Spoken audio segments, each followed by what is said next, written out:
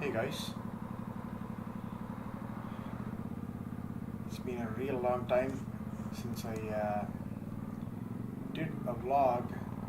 I've been riding my Suzuki Boulevard C50 for a while now, and I've been enjoying it.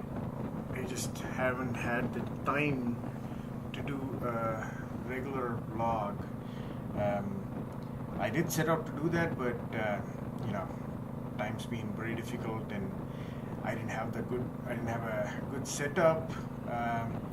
Finally, I think I've figured things out.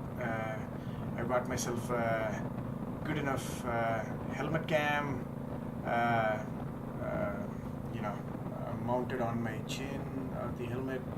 Um, yeah, it takes pretty good video, and it was actually in YouTube that I figured out how to mount it using the GoPro mounting system to the chin part of the helmet. And yeah, I think the videos are coming out pretty good. In this particular video, I actually wanted to talk a lot more about my Suzuki Boulevard C50 Cruiser. The reason being, I am about to sell it, and I am actually going back into the sports motorcycle category. Um, I'm coming from Yamaha R6 and Kawasaki ZX6R. Those were the super sports that I owned. They were causing a lot of issues with my hands, and I was just using them to drive around town and back and forth to work, back and forth from home to work and back. I'm just repeating myself, but anyway, so what happened was I was about to have a baby, and I thought, man, super sports, it's about time for me to go a different route and buy a cruiser. So I did end up buying this, and I've completely enjoyed it for 3 years. It has been my day-to-day driver. Amazingly plush ride, fantastic suspension. It would just eat miles if that's what you want to do. And when I actually bought the vehicle, I was thinking I'm going to go on long road trips, cross state rides and all of that. But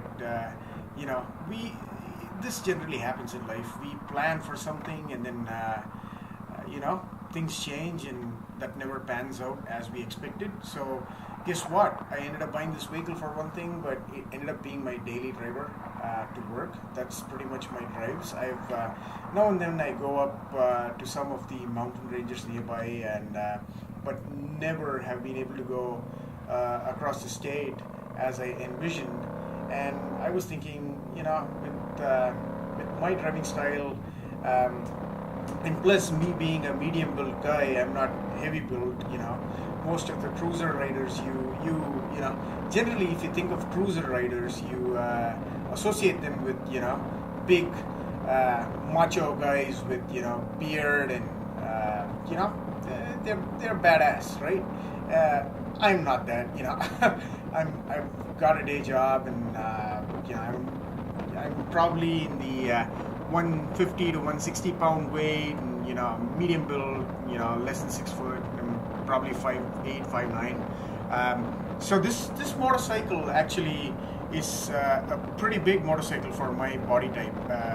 You probably need to have a little bit more beef on your body in order to do justice and look good on this motorcycle.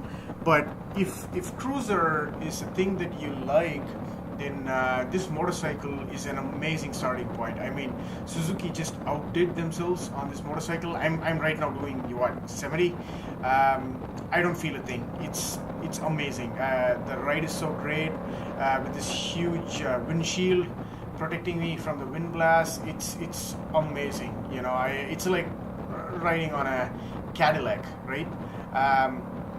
And you are doing justice for a cruiser when you actually take it on long rides. That's when you would appreciate the way this motorcycle is set up, and there's immense torque. I mean, I twist the throttle and the torque just hits me. It's crazy. The torque is amazing on this motorcycle. I've really enjoyed it, riding around town and going back and forth.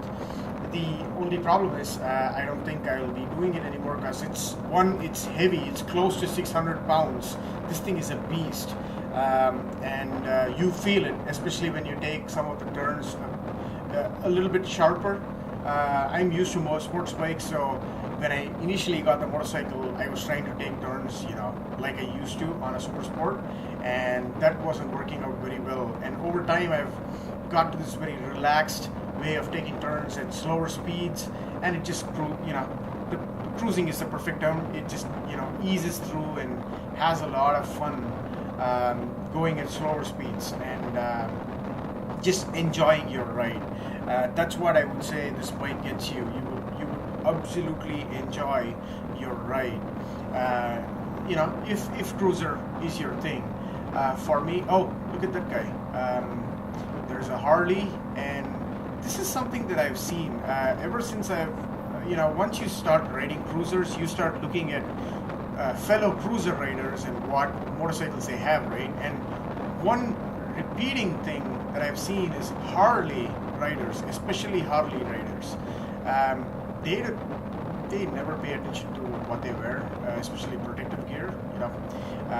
It's bandanas and sunglasses, and that's it. So when I see riders like that, I just pray to God that they're safe. Because I've taken a fall and I know what it does. I was glad I was wearing a helmet. So more power to guys who ride without helmets, but I would not do it. That's not me. Anyways, back to the Suzuki Boulevard conversation. Amazing vehicle. Suzuki outdid themselves, and perfect recommendation for entry-level cruiser. I would actually go and recommend the Harley Sportster. That's a little bit better bang for your buck, because when you try to sell it, you will have much better resale value than any of the Japanese makes, especially in the cruiser market, because everybody wants to ride a Harley, and it's like a status symbol. And if that's your thing, then I would totally recommend you go pick one up. You will get the most bang for your buck there. But if you want to save some money and hold on to your motorcycle for a long time, then yes, the Japanese cruisers are the way to go. The reliability is a lot more on these guys. That's my opinion. Maybe the other side might not think the same way. So with that said, I did some upgrades. I put some new throttle grips. You can see here, it's the Kurakin grips. No vibrations whatsoever coming through my hand. Fit and finish is amazing. I added the Cobra slash cut pipes. They just sound immensely good. And this motorcycle as such makes me very visible on the road, and I appreciate that on this motorcycle. It's just that it's too big, and I am craving for going back to sports, but I'm not going to go crazy. I'm actually looking at the Yamaha R3 and the Ninja 300 and the CBR 300.